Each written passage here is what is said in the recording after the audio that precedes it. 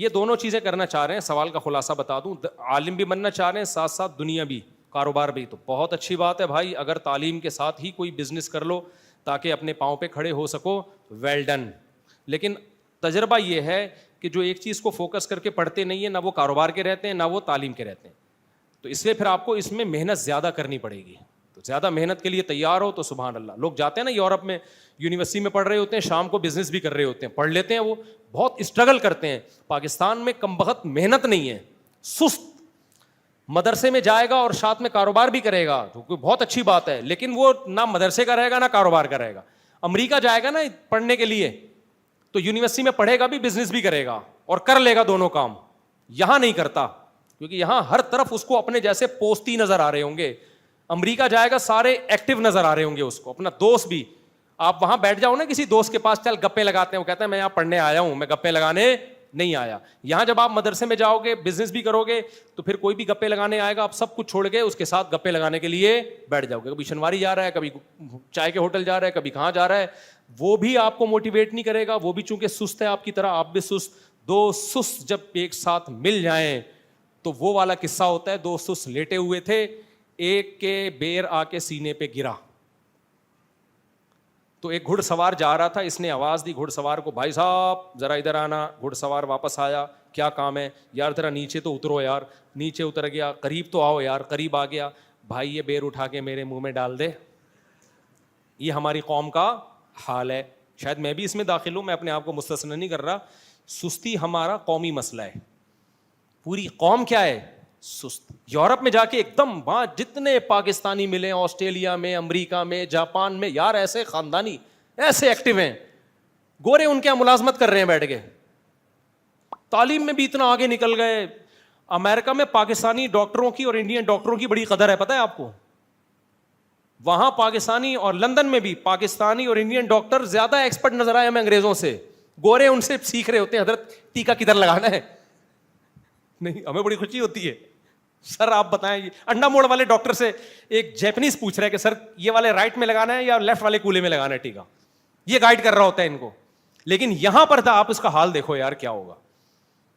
یہاں حال دیکھا ہو تو ساری کریم ہماری باہر جا رہی ہے, اور تو یہاں سارے ہم جیسے سست. تو جب وہ سست ملتے ہیں تو وہ نہیں, میں واقعہ آپ کو پہلے کمپلیٹ کر لوں. تو اس نے کہا کہ سر یہ بیر اٹھا کے میرے منہ میں ڈال دو. گھوڑ سوار نے بولا کم بخت تو خود نہیں کر سکتا تھا یہ کام, اور اگر تیرے میں ہمت نہیں تھی تو یہ ساتھ جو کم بخت لیٹا ہوا ہے اس کو بول دیتا نا. لیکن وہ بھی اسی جیسا سست. موٹیویشن کہاں ملے گی اس کو. تو کہتا ہے یہ اس سے, میں دوسرا فوراً چیخ اٹھا, کہہ رہے نا مجھ سے کہتا نا بیر اٹھا کے منہ میں ڈالو, میں نہیں ڈالتا.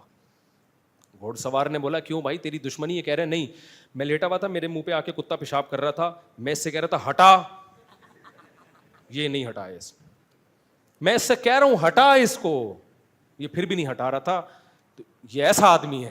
اس لیے میں, اب یہ دو سست جب ایک جگہ اکٹھے ہوں گے تو موٹیویشن ملے گی.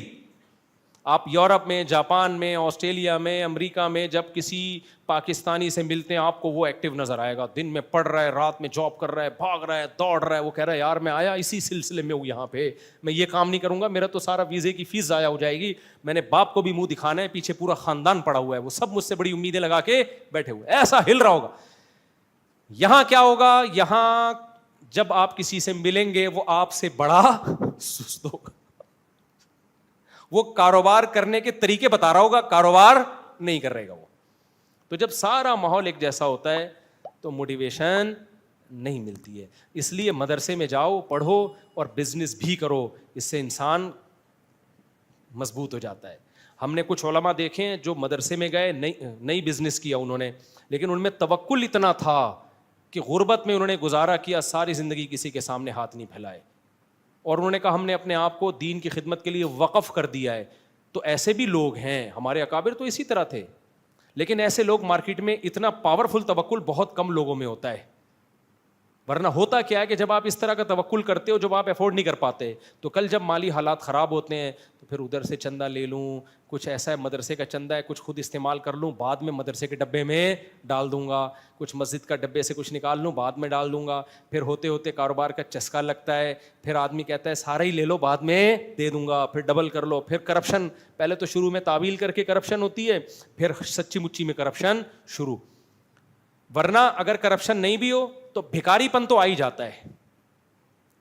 جب بھی کوئی شیٹ جیب میں ہاتھ ڈالے گا ان کو یہ لگتا ہے شاید میرے لیے ہدیہ نکال رہا ہے, یہ لالچ پن آ جاتا ہے. تو جس میں پاورفل توکل ہونا وہ تو مدرسے میں جائے کشتیاں جلا کے, سمجھتے ہو, اور پھر بولے جو مرضی حالات آ گئے کسی کے سامنے ہاتھ نہیں پھیلانا, توکل کرنا ہے, اللہ پہ اعتماد کرنا ہے. سوال پیدا ہوتا ہے شادی کیسے ہوگی؟ بھائی جو ہونے والی ہوگی اس کو بھی بتا دینا ہے, روکھی سوکھی میں گزارا کرنا ہے تو آ جاؤ ورنہ وہیں بیٹھی رہو.